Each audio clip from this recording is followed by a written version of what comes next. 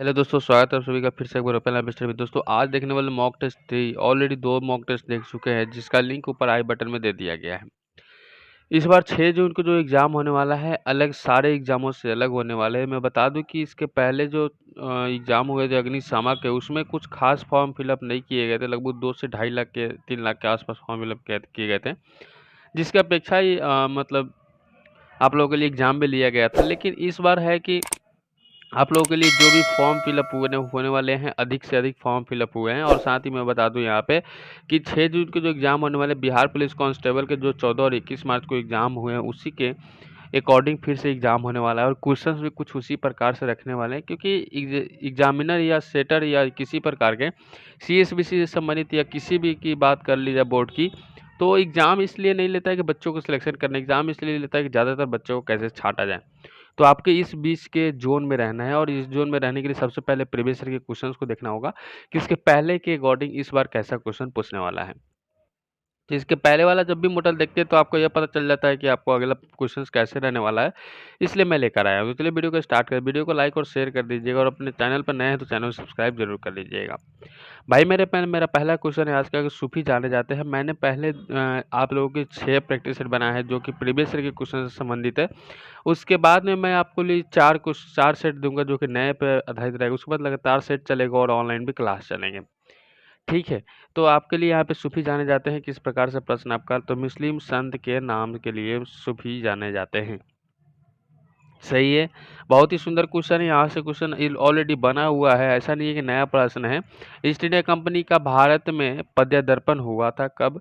तो सभी को पता है कि ईस्ट इंडिया कंपनी 1600 ईस्वी में सर्वप्रथम भारत में आया था, और प्रारंभ ईस्ट इंडिया कंपनी की 217 साझेदारी और पहले गवर्नर टॉमस स्मिथ हैं।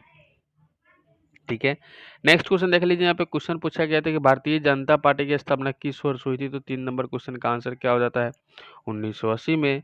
बीजेपी की पहले स्थापना कब हुआ था? तो 1980 में। देखिए, एक स्थापना, 2 स्थापना से क्वेश्चन पूछेगा, या ब्रह्म समाज रहे या प्रार्थना समाज रहे। ठीक है, यहाँ पे क्वेश्चन आपके लिए बन सकते हैं। इस बार भी पूछा गया था बिहार पुलिस कांस्टेबल के एग्जामों में पूछा गया था कि भारत में संपूर्ण क्रांति का आह्वान किसने किया था? संपूर्ण क्रांति का आह्वान जो किया था, जयप्रकाश नारायण के द्वारा किया गया था। क्वेश्चन पूछेगा कब किया गया था? तो यहाँ पे 74 में किया गया था। क्वेश्चन आपसे यह पूछा जा सकता है कि भारत में संपूर्ण क्रांति का आह्वान जयप्रकाश नारायण के द्वारा कब किया गया था, या 1974 में आह्वान किसके द्वारा किया गया था? तो यहाँ पे जयप्रकाश नारायण के द्वारा। इतनी सारी क्वेश्चंस एक से संबंधित यहाँ पे बना दिया जा सकता है, और आपसे पूछा भी जा सकता है। नेक्स्ट क्वेश्चन है कि निम्नलिखित में से किस देश में प्रत्यक्ष लोकतंत्र को स्थापित किया था? प्रत्यक्ष लोकतंत्र के बारे में मैं बता दूं कि ये जानकारी ऐसा प्रदान करता है जो कि सीधे प्रशासक को चुनती है।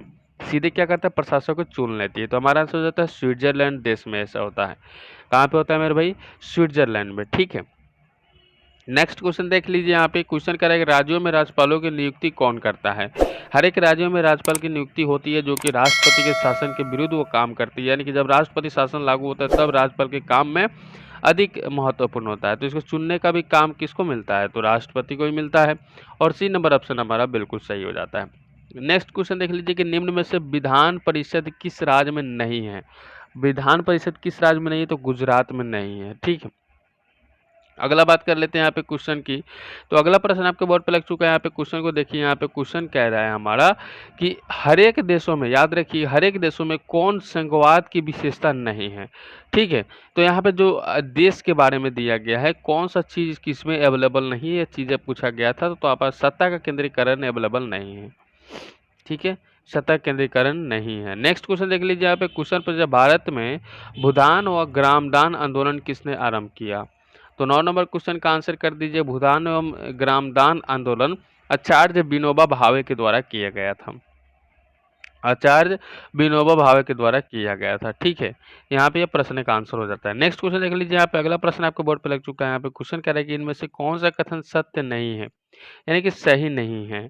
तो अब यहाँ पे इसके लिए आपको क्या करना होगा? सारे ऑप्शन को पढ़ना होगा। तो वर्ष 1971 में दहेज प्रथा के अधिनियम को बनाया गया था, ये एकदम से गलत है। यानी कि 20 मई, याद रखिए, 20 मई 1961 को क्या किया गया था? सत्य प्रथा का, यानी कि दहेज प्रथा का अधिनियम बनाया गया था 20 मई 1996 को। ठीक है, 20 मई 1960 को। ठीक है, 20 मई 1961 को रहने दीजिए यहाँ पे।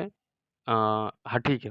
चलिए, दहेज सर्वप्रथम क्या हुआ था, दहेज प्रथम का जो यहाँ पे प्रतिनिधित्व और प्रतिबंध किया गया था, वो 20 मई 1961 को किया गया था, यानी कि ना कि 71 को। ये क्वेश्चन आपके लिए गलत है और इस प्रकार क्वेश्चन एक पूछने का चांसेस है, क्योंकि होम गार्ड और ड्राइवर और संबंधित फॉरेस्टर में ऐसा प्रश्न पूछा गया था। बिहार पुलिस कांस्टेबल के एग्जामों में नहीं पूछा गया था। मैं बता दूं, महात्मा गांधी ने कौन-सी पत्रिका शुरू की थी? महात्मा गांधी से एक प्रश्न ज़रूर पूछा जाएगा, इसके पहले वाले एग्ज़ामों में पूछा गया था और किसी भी एग्ज़ामों में महात्मा गांधी से संबंधित क्वेश्चन पूछा जा सकता है, तो यहाँ से क्वेश्चन आपको याद होना चाहिए। हरिजन याद रखिएगा, ठीक है। अगला प्रश्न देख लीजिए, यहाँ पे अगला प्रश्न लगा है कि दक्षिण सार के वर्तमान में सदस्य की संख्या कितनी है? तो भाई मेरे 2 नंबर क्वेश्चन का आंसर हो जाएगा, दक्षिण में 8 देश होते हैं। दक्षिण यानी कि सार के मुख्यालय काठमांडू नेपाल में होता है। अगला प्रश्न है, निर्वाचन प्रक्रिया के विषय में क्या सही है? निर्वाचन प्रक्रिया के विषय में क्या सही है? तो यहाँ पे सारे ऑप्शन देख लीजिए और आपको भी मेरे साथ ही लगाते चलना है आंसर, ताकि भाई आप भी कर पाओ। तो क्या सही है? तो यहाँ पे आपका प्रत्येक दल अपना घोषणा पत्र तैयार करता है, जिसमें उसके कार्यक्रम, सिद्धांत और उद्देश्य होते हैं, यही आपका आंसर हो जाता है।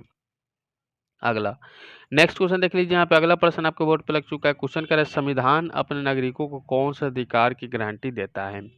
तो यहाँ पे किसका गारंटी देता है? तो आपका आंसर हो जाता है यहाँ पे समानता का अधिकार तो देता ही देता है, अभिव्यक्ति के स्वतंत्रता का भी अधिकार देता है भारतीय संविधान, यानी कि किसी प्रकार के संविधान की ये बात कर ले, लेकिन भारत के संविधान में ये ज़्यादातर लागू होते हैं। अगला प्रश्न देख लीजिए, यहाँ पे क्वेश्चन आपके बोर्ड पे है कि राज्यसभा के सदस्यों के चुनाव कौन करता है? तो राज्यसभा के सदस्यों के चुनाव यानी कि राज्यों की विधान सभाओं के सदस्य करते हैं। सी नंबर ऑप्शन हमारा बिल्कुल सही हो जाता है। नेक्स्ट क्वेश्चन देख लीजिए, यहाँ पे क्वेश्चन क्या है, राष्ट्रसंघ के निम्नलिखित उद्देश्यों में से कौन सा नहीं है? तो 16 नंबर क्वेश्चन का आंसर हो जाता है कौन सा नहीं? तो शांति भंग करने वाले देशों की सरकार का बर्खास्त करना बिल्कुल सही नहीं है, ठीक है। अगला देख लेते हैं, यहाँ पे क्वेश्चन आपके बोर्ड पे लग चुका है। यहाँ पे क्वेश्चन को देखिए, यहाँ पे कि सिद्धार्थ, याद रखिए सिद्धार्थ, सिद्धार्थ ने किस धर्म की स्थापना की? भाई मेरे सिद्धार्थ किसका नाम है? क्वेश्चन पूछते हैं सिद्धार्थ किसका नाम है? तो सिद्धार्थ बौद्ध धर्म का नाम है, यानी कि गौतम बुद्ध का सिद्धार्थ नाम होता है। और ध्यान रखिएगा महात्मा गांधी उनके बचपन का नाम सिद्धार्थ होता है। ऑप्शन पूछ देता है, ज्यादातर इसके जन्म के बारे में पूछा है। 563 ईसा पूर्व में इनका जन्म हुआ था कपिल वस्तु के लुम्बिनी नामक स्थान पर। देखिए यहाँ से क्वेश्चन आप सभी को याद हैं, लेकिन फिर से मैं रिवीजन करा देता हूँ ताकि इस प्रकार प्रश्न आपको पता चल जाए कि ऐसे प्रश्न ही पूछे जाते हैं। क्वेश्चन ये भी पूछा जा सकता है कि थियोसॉफिकल सोसाइटी की स्थापना किसने किया था? तो इस प्रकार के क्वेश्चंस अनेक भी बनते हैं और सारे क्वेश्चंस को आपको याद रखना चाहिए। तो यहाँ पे एनी बेसेंट हो जाता है सही, जो कि थियोसॉफिकल सोसाइटी की स्थापना किया था। नेक्स्ट क्वेश्चन देख लीजिए, यहाँ पे क्वेश्चन किया था कि किस घटना को द्वितीय विश्व युद्ध का ड्रेस रिहर्सल कहा जाता है? ड्रेस रिहर्सल कहा जाता है, तो आपका आंसर हो जाता है स्पेन का गृह युद्ध को क्या कहा जाता है? ड्रेस रिहर्सल कहा जाता है। नेक्स्ट क्वेश्चन देख लीजिए, यहाँ पे अगला प्रश्न लग चुका है यहाँ पे कि स्वराज पार्टी की स्थापना या प्रथम सम्मेलन कहाँ का हुआ था? तो क्वेश्चन यहाँ पे पूछेगा तो आप आंसर कीजिएगा इलाहाबाद में हुआ था। बी नंबर ऑप्शन आपका बिल्कुल सही हो जाता है। नेक्स्ट क्वेश्चन देख लीजिए, यहाँ पे क्वेश्चन आपके बोर्ड पे लग चुका है यहाँ पे कि किस आंदोलन के दौरान महात्मा गांधी ने असहयोग आंदोलन का नारा दिया था? देखिए यहाँ पे क्वेश्चन कितना लंबा घुमाया और इस प्रकार प्रश्न ही आपको दिया जाएगा। खिलाफत आंदोलन के उपरांत 1919 में ही असहयोग आंदोलन के नारा दिया गया था। बात सही है। नेक्स्ट क्वेश्चन देख लीजिए, यहाँ पे अगला प्रश्न आपको बोर्ड पे लग चुका है कि इनमें से कौन अमेरिकी स्वतंत्रता संग्राम की परिणाम नहीं है? अमेरिकी स्वतंत्रता का संग्राम का देखिए अमेरिका के क्वेश्चन यहाँ पे बन रहे हैं, तो यहाँ पे आपका आंसर क्या हो जाता है? इंग्लैंड में जल्द ही कई सुधार लागू होगा, ये आपका परिणाम नहीं लागू हुआ था। बाकी यहाँ पे संयुक्त राज्य अमेरिका के उदय एक शक्तिशाली राष्ट्र के रूप में, या एडम स्मिथ के लेसेर फेयर के सिद्धांत की मजबूती मिली, या सार्वजनिक बहस के मताधिकार की स्थापना हुई, ये सारी चीजें सही हो जाती हैं। सविनय अवज्ञा आंदोलन कब हुआ था भाई? तो ये भी क्वेश्चन आपके लिए बन सकता है। तो यहाँ पे 23 नंबर क्वेश्चन का आंसर आपको करना है। तो आपको 1930 में नमक कानून जब तोड़ा गया था, इसी उपरांत आपको सविनय अवज्ञा आंदोलन को क्या गया था, ये नारा दिया गया था, कह सकते हैं। तो डेट भी पूछा जा सकता है, तो आप याद रखिए 5 अप्रैल 1930 को, ठीक है। सविनय अवज्ञा आंदोलन ध्यान रखिए किसके द्वारा चलाया गया? तो महात्मा गांधी के द्वारा चलाया गया था। नेक्स्ट क्वेश्चन आपको बोर्ड पर लग चुका है यहाँ पे कि ईश्वर चंद्र विद्यासागर किस क्षेत्र में सहयोग दिया? तो ईश्वर चंद्र विद्यासागर के द्वारा महिला सशक्तिकरण के विरोध में, या कह ले उनके समकक्ष ये कारण काम किया गया था। इसी में यहाँ पे हिंदू विधवा पुण्य विवाह एक्ट पारित किया गया था, जो कि 1856 में इसको लागू किया गया था या पारित किया गया था। नेक्स्ट क्वेश्चन देख लीजिए, यहाँ पे अगला प्रश्न लग चुका है कि इनमें से किसका उपनाम सीमांत गांधी के नाम से जाना जाता है। 25 नंबर क्वेश्चन का आंसर क्या हो जाता है मेरे भाई? आंसर कीजिएगा खान अब्दुल गफार खान के द्वारा। ये नंबर ऑप्शन सही हो जाते हैं। अगला प्रश्न लग चुका है यहाँ पे, क्वेश्चंस का आंसर करने का प्रयास कीजिएगा कि इनमें से कौन सी घटना प्रथम विश्व युद्ध का परिणाम नहीं है। तो 26 नंबर क्वेश्चन का आंसर क्या हो जाता है? 26 नंबर क्वेश्चन का आंसर विश्व के अधिकांश देशों में गणतंत्र की स्थापना होती है। नेक्स्ट क्वेश्चन देख लीजिए, यहाँ पे क्वेश्चन कर रहा है विश्व जल दिवस के रूप में मनाया जाता है। तो हाल ही में बीती गई विश्व जल दिवस के रूप में जो मनाया जाता है उसका आंसर हो जाता है 22 मार्च। नेक्स्ट क्वेश्चन देख लीजिए, यहाँ पे क्वेश्चन आपको बोर्ड पे लग चुका है कि उपकरण जो वायुदाब मापन हेतु प्रयुक्त होता है वो क्या होता है। तो यहाँ पे बैरोमीटर से वायु को मापा जाता है। ये नंबर ऑप्शन आपका सही हो जाता है। उसी के समकक्ष यहाँ पे वायुमंडल परत जो सूर्य के पराबैंगनी विकिरणों से हमारी रक्षा करती है वह क्या कहलाती है। तो आप सभी जानते हैं कि इस प्रकार प्रश्न पूछेगा तो ओजोन मंडल हम करेंगे, आयन मंडल करेंगे, हमारा ओजोन मंडल सही हो जाएगा। आयन मंडल इसके ऊपर ही होता है। अगला प्रश्न है कि सरदार सरोवर बांध नदी स्थित है। तो किस नदी पर स्थित सरदार सरोवर बांध? तो आप कहिएगा नर्मदा नदी पर स्थित है। सी नंबर ऑप्शन हमारा बिल्कुल सही हो जाता है। सरदार सरोवर बांध जो कि भारत के गुजरात राज्य में नर्मदा नदी पर स्थित है। अगला प्रश्न आपके बोर्ड पर लग चुका है। यहाँ पे क्वेश्चन को ध्यान रखिए, वायु में कार्बन डाइऑक्साइड गैस प्रतिशत कितना होता है। तो 31 नंबर क्वेश्चन का आंसर हो जाएगा 0.03%। नेक्स्ट क्वेश्चन देख लीजिए कि प्रतिविश्वतीय धाराओं की प्रवाह दिशा होती है। तो 32 नंबर क्वेश्चन का आंसर हो जाएगा पश्चिम से पूरब। जो भी आपके पास 90 दिन लगभग समय है उसको अच्छे से गुजारिए, अच्छे से पढ़ाई कीजिए ताकि आने वाले एग्जामों में आपका मात ना खाए। समान दाब वाले स्थानों से गुजरने वाली काल्पनिक रेखा को क्या कहते हैं? समान दाब से रेखा से गुजर रही उसको आइसोबार कहते हैं। क्या कहते हैं? आइसोबार कहा जाता है। अगला प्रश्न लग चुका है, यहाँ पे क्वेश्चन को ध्यान रखिएगा। क्वेश्चन कह रहा है जीव जो सूर्य के प्रकाश की उपस्थिति में अपना भोजन बनाते हुए क्या कहते हैं। तो जो कैसा जीव है जो कि सूर्य के उपस्थिति में तो उत्पादक होते हैं। उत्पादक मतलब पेड़ पौधे। बी नंबर ऑप्शन हमारा बिल्कुल सही हो जाता है। नेक्स्ट क्वेश्चन कह ले कि नदी जो पूर्व से पश्चिम की ओर प्रवाहित नहीं होती है वो क्या कहलाती है। तो पूर्व से पश्चिम की ओर प्रवाहित नहीं होने वाली नदी है चंबल नदियाँ होती है। 35 नंबर क्वेश्चन का आंसर हमारा बी नंबर ऑप्शन सही जाता है।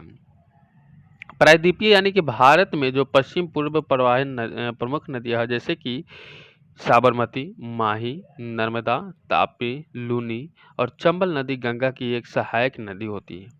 ठीक है, नेक्स्ट क्वेश्चन बात कर लेते हैं। यहाँ पे क्वेश्चन की अर्धता प्रदर्शन की विधि जिसमें अर्धता को प्रतिशत में प्रदर्शित किया जाता है वो क्या होता है। तो 36 नंबर क्वेश्चन का आंसर हो जाएगा सापेक्षता का अर्धता कहते हैं। नेक्स्ट क्वेश्चन कर लेते हैं। यहाँ पे अगला प्रश्न आपको बोर्ड पे लग चुका है कि प्रारंभ में एक अविभाजित विशाल स्थलखंड का था वो क्या कहलाता था। तो हमारा आंसर आ जाता है 37 नंबर क्वेश्चन का क्या हो जाता है? पेंजिया। उसको क्या कहते हैं? पेंजिया कहते हैं। बिल्कुल सही, अति उत्तम प्रश्न का आंसर है यहाँ पे कि पृथ्वी के केंद्र की ओर परतों का क्रमागत विन्यास होता है। तो हमारा आंसर हो जाए सियाल सीमा निफ है। सियाल सीमा निफ है। अगला बात कर लेते हैं क्वेश्चन की कि प्रदेश जो फल कृषि के लिए प्रसिद्ध है वो क्या कहलाता है। कौन सा प्रदेश है भाई कि फल खेती के लिए प्रसिद्ध है। तो आपका ये भूमध्य सागरीय प्रदेश कीजिएगा तो हमारा आंसर सही हो जाता है। भूमध्य सागरीय प्रदेश आपका हो जाएगा। इसमें जो गोलार्ध होती है ना 30 डिग्री से 45 डिग्री के बीच में इसकी गोलार्ध महाद्वीप पे होती रहती है। नेक्स्ट क्वेश्चन कह लेते हैं। यहाँ पे अगला प्रश्न लग चुका है यहाँ पे कि शुद्ध वाक छांटिए। ध्यान रखिए कि इस प्रकार प्रश्न आपको पक्का ही एक देखने को मिलेगा। नेक्स्ट क्वेश्चन का आंसर क्या हो जाता है? नेताजी को आज वहां जाना, ये परफेक्ट रूप से सही है, बाकी 3 गलत है। हिंदी के 10 क्वेश्चंस रहेंगे, आपको मैं वो भी कराऊंगा, घबराने की आवश्यकता नहीं। वर्णों का सार्थक समूह को क्या कहा जाता है? वर्णों के सार्थक समूह को हम लोग कहेंगे शब्द। क्या कहेंगे भाई? शब्द कहेंगे। वही अंग हो जाएगा तो एक स्वर एक व्यंजन आयोग वाह अंतः अस्था क्या हो जाएगा? अंग जो होते हैं में के अंग वो कहाँ पे स्थापित हो? तो आयोग में वो स्थापित होते जाते हैं। किसमें? आयोग में लगे रहते हैं। नेक्स्ट क्वेश्चन देख लीजिए। यहाँ पे अगला प्रश्न लग चुका है यहाँ पे कि यहाँ पे व्यवहार और मत शब्दों की सही पर्याय क्या है, यानी कि परिचित शब्द इसका सही विस्तार करना है। तो आचार और विचार आप कर दीजिएगा, आपका सही हो जाएगा। नेक्स्ट क्वेश्चन कर लेते हैं यहाँ पे कि व्यंजन संधि के उदाहरण बताइए। देखिए क्वेश्चन कुछ भी पूछा जा सकता है, यानी कि सारा चीज आपको डिस्कस करके तय चलना है। उल्लास, संगम और संभावना का व्यंजन संधि का क्या हो जाता है, उदाहरण हो जाते हैं। नेक्स्ट क्वेश्चन देख लीजिए कि समाज में आज भी सीता सावित्री का महत्व है, यह रेखांकित शब्द जो है वो किस प्रकार से संबंध रखते हैं। देखिए ये जो रेखांकित शब्द हैं इसी के बारे में आपको बताना है कि किस प्रकार से यह संबंध बनाते हैं। तो हमारा आंसर क्या हो जाता है, हमारा आंसर हो जाता है व्यक्तिवाचक संज्ञा का जातिवाचक संज्ञा के रूप में परिवर्तित। ठीक है, अगला प्रश्न देख लीजिए। यहाँ पे आपको भी मेरे साथ लगाते चलना है ताकि आप बेस्ट कर पाओ। बालक ने रोटी खाई, देखिए खाई जो रेखांकित शब्द है, रेखांकित शब्द का परिचय देते रहना है। तो हमें जो आंसर हो जाता है रेखांकित शब्द का, यानी कि बालक ने रोटी खाई, तो हमारा डी नंबर ऑप्शन सही हो जाता है। यानी कि सकर्मक क्रिया, एक वचन, स्त्रीलिंग, अन्य पुरुष, भूतकाल, कृत्यवाचक, ये संबंधित रखता है। अगला प्रश्न देख लीजिए। यहाँ पे क्वेश्चन कह रहा है कि पंचशील, याद रखिए प्रतिपादन किस वर्ष में हुआ था। पंचशील प्रतिपादन जो हुआ था किस वर्ष में हुआ था, तो क्वेश्चन पूछेगा तो आप आंसर कीजिए 1955 में। 1955 में। नेक्स्ट क्वेश्चन देख लीजिए। यहाँ पे अंतर्राष्ट्रीय महिला दिवस कब मनाया जाता है। सभी को पता है, बहुत ही सुंदर हाल ही में बीता हुआ अंतर्राष्ट्रीय महिला दिवस 8 मार्च को हर साल मनाया जाता है। क्वेश्चन है हमारा कि रामचरितमानस किसने लिखा। रामचरितमानस किसके द्वारा लिखा गया, तो तुलसीदास के द्वारा लिखा गया। ए नंबर ऑप्शन हमारा बिल्कुल सही हो जाता है। ठीक है, ये क्वेश्चन रामचरितमानस बहुत ही फेमस है, यहाँ से आपको हमेशा क्वेश्चन पूछे। कुछ और रचनाएं हैं जो कि तुलसीदास के द्वारा लिखा गया था, जैसे कि विनय पत्रिका, रत्नावली, कवितावली, ये सारी चीजें हैं। नेक्स्ट क्वेश्चन है कि भारतीय रुपए का नया प्रतीक जो ये बनाया गया था, चिन्ह, किसने तैयार किया था। तो ये डॉक्टर उदय कुमार के द्वारा तैयार किया गया था। 15 जुलाई 2010 को ये लागू किया गया। और ये कहाँ के थे, तो यह गुवाहाटी में ITI, याद रखिए IIT के एक असिस्टेंट प्रोफेसर के रूप में कार्यरत थे। नेक्स्ट क्वेश्चन देख लीजिए। यहाँ पे अगला प्रश्न लग चुका है यहाँ पे कि फूलों की घाटी की कहाँ स्थित है। सभी को पता है फूलों की घाटी उत्तराखंड में स्थित है। बी नंबर ऑप्शन हमारा बिल्कुल सही हो जाता है।